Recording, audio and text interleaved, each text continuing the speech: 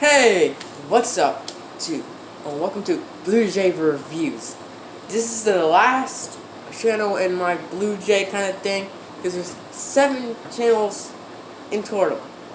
I'm probably, if you're watching this, I might have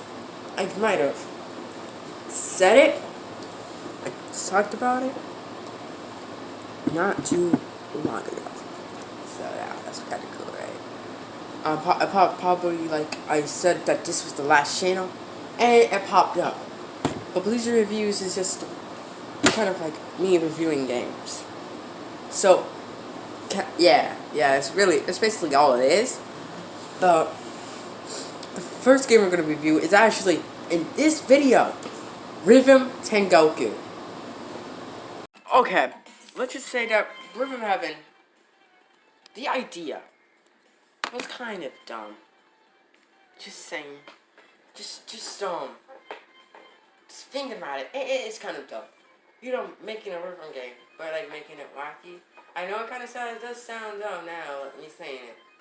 But like, when you really think about it, it's a pretty dumb idea. But then, when the game came out, it actually became really good.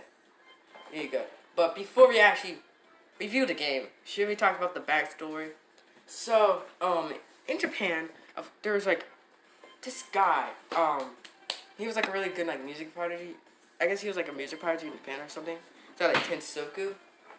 Tengoku. Like if you lived in Japan during like the time of like where Tengoku came out, you would probably know that guy. He was like, I think he like actually made like a lot of Japanese artists like famous. I think so. I'm just assuming that. I'm just like remembering what I'm hearing from like what I used to watch. So then like he came out with the idea with Nintendo. I think he pitched it to Nintendo or something, and it actually made it to a game. And they were actually thinking about shifting development to the DS, because like the DS was gonna come out at the time, but they didn't because there was so much work on the GBA version, where they're like to the point like, what's the point of doing that? Might as well just cancel the whole thing. You know what I mean? So they just kept doing the GBA stuff, and it actually became really successful. Surprisingly, for like a GBA game that came out in 2006, it became really successful. It sold like 200,000 copies, which is good. And for the reason for that, it's probably just because the DS had GBA compatibility. But should we be talking about the game? Yeah, we should be talking about the game. Alright, so we're gonna be talking about the first ever minigame you really play inside Rhythm Tengoku, which is Karate Man. This one is kind of bad. The song just doesn't really sound that good in my opinion. Which is kind of okay because he kind of gets better early on. Definitely not this game. His sequel is trash. Literally, it's worse than this one. Because they just basically slowed it down and did nothing. So yeah. But, in the other games. In the other games, they made him 10 times better. But we're not talking about the other games right now. We are talking about the Tengoku ones. Which, I'll give them like a 3 out of 5. It's not that good, just saying. Really not that good. Like if you like think over playing this one, like maybe for like a perfect, but like I wouldn't really come back to it. Unless it's for me like try to 100% complete the game. Lemon Tweezers is a big step up from Karate Man. Because it's not really that bad. I kind of do recommend going back to this. The sequel is better though, in my opinion. The sequel is amazing. Definitely playing the game too. It's amazing. And we should probably start talking about playing the game too. We're not reviewing the songs. I mean, we kind of can. But playing a game, it's kind of fun, you know. Definitely if an emulator, it's good. I remember I had another channel which was just Rhythm Heaven stuff, just me playing Rhythm Heaven Part 1, Rhythm Heaven Part 2 and stuff. That's pretty easy. And then I went back to that account, and I see people saying, how do you play like this? By the way, it's pretty easy playing with the John Light emulator. It's probably like one of the easiest emulators, like, for DBA right now. It is real freaking good. So yeah, I recommend using that. But anyway, we go to Rhythm Teasers. Rhythm Teasers is pretty good. A 3.5 out of 5. I kind of like it. It's kind of, what should I say here?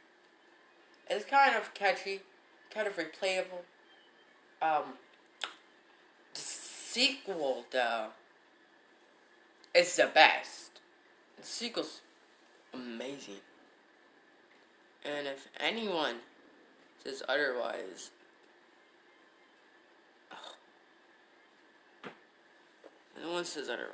like, they have problems, bro. But, yeah, that's really all there is for Rhythm Tweezers. Marching band, okay. I have a lot to say about this. Why is it so goddamn hard to play marching band? It shouldn't be that hard. Because when I played the 3DS version, it's really not that hard. I think I got it perfect on that too. I think I got 100%. And, like, the GBA version, it's so hard. I stayed on that level for 2 months straight.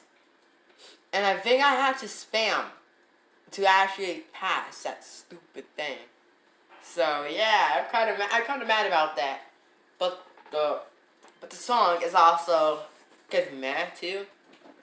So yeah, it gets what it deserves, I guess. But like, look at them. Look at the people marching. Why do they look so goddamn different than the other ones? I figured they say something about it in the comics too. But guess what? They didn't localize them. So yeah, I remember someone localized. It was like someone like translated one of the other comics, but it was like the DS one. So I'll never know the Rhythm Heaven lore, I guess. Do I really need to know though? Yes, I do. Space Ball! It's amazing! Dude, it's so fun playing this game, too. Literally, you guys, if you guys haven't played Spaceball, which I highly doubt it, unless you guys are playing Megapix, I can see a lot of people playing Megapix now, definitely because it's going to shut down soon, or them using emulators just to like check out the game, definitely because it is kind of getting more popular now. But Spaceball is so good. Literally, if you guys haven't replayed it yet, I recommend it. I recommend you to. It's just like, I just really like the music, just the way it sounds.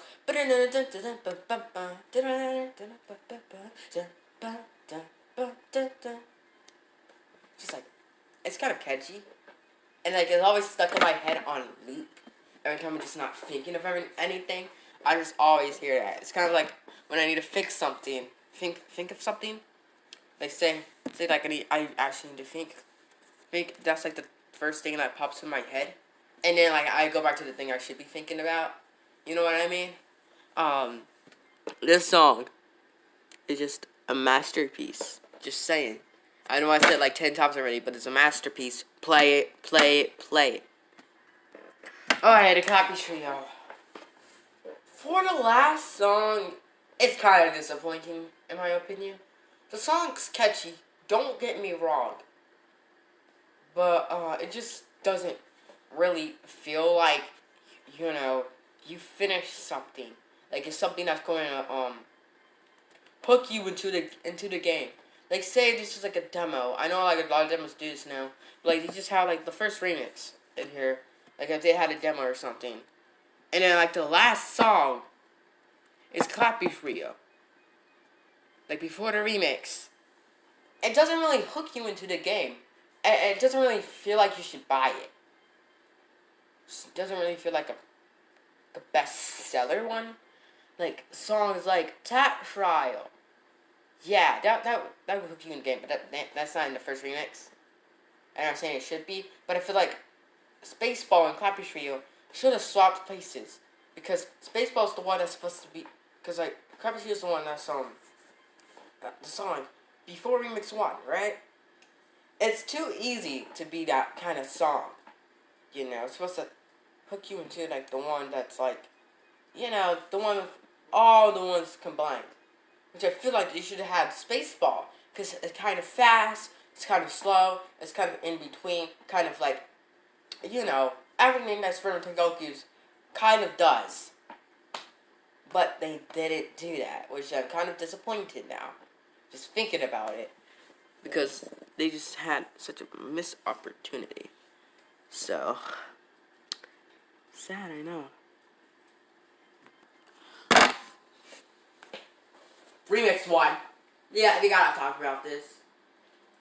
What is this? It's garbage. Remix 1 is just bad.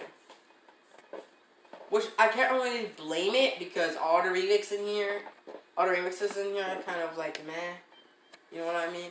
Like only remix 3, you only like really remix 3 and 5 are really good in here, and it's kind of funny because they're vocal tracks.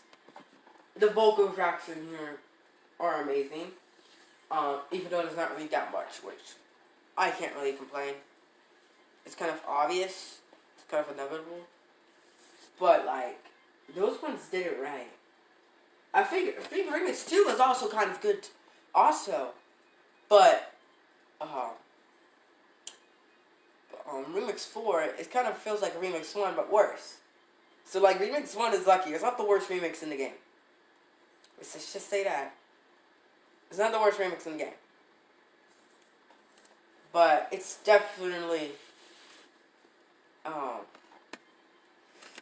not the best. It's definitely not the best. It's close to the worst. So, yeah. Yeah. Remix 1 isn't that good. It's not going to hook you into the game or anything. But don't worry, if you guys never played Tengoku at all in your life, still, go play into Remix 3 and, like, think about, like, if you should keep on playing. Okay. But we should be talking about, like, this is the last remix last song I'm going to talk about in here. We should be talking about remixes. Not remixes. The gameplay. Okay?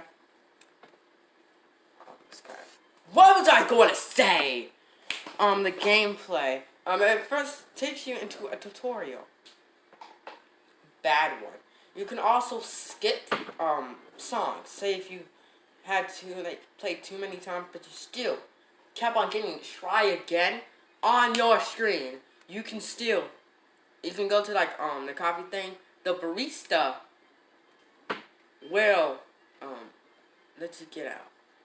And the barista is kind of like a mainstay character in the series. Just like Karate Joe. The Build-A-Scale is also one too. The Samurai has been there in all 4 games. But like Karate Joe is the one that Karate Joe is like the mascot of the series. It's the one that, has like always a new song in every game. Unlike Build-A-Scale, where like it had like the first 3 games, it always had a new song.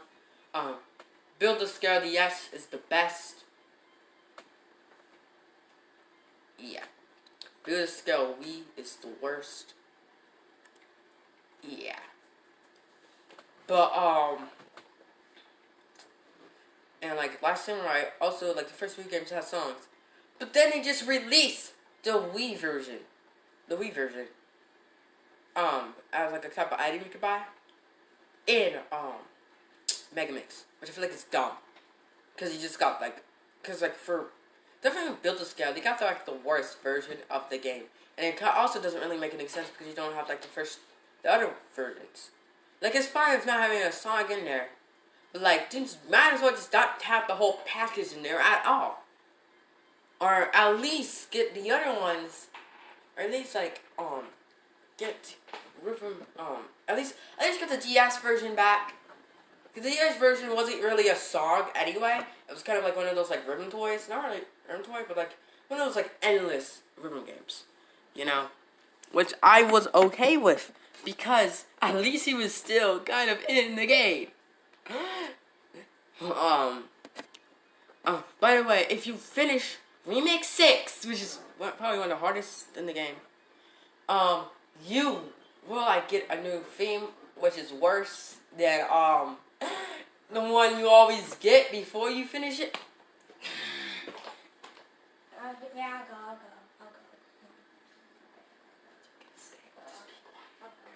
Okay, I'll go. Okay, I'll go. Anyway,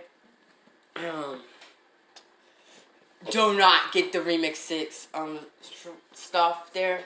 You also get the credits, which is really sad. I cried when I got it. And then I realized that there's another game, so I wasn't that sad anymore.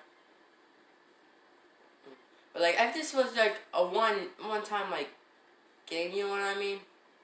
I kind of would have been sad seeing the credits. But I'm fine with it. The game is a 9 out of 10. It's a must buy. You got to emulate it, which is like also good, so you don't have to buy it. But there's not really like an English ROM out there. It's like it's not easy to find, you know. So if you do find it, you're probably like really lucky, But you don't really need an English ROM. You can still play the Japanese version. You don't really need to know Japanese. You don't really need to know like a, you know, a type of. You don't really need to know, really like any Japanese language to play Rhythm Tengoku. So what? So I give it a 9 out of 10. Again, a must buy. A must buy. Okay. Well, you guys seen the video. Rhythm Tengoku is also pretty easy to get. I think I said that like 10 times in the video.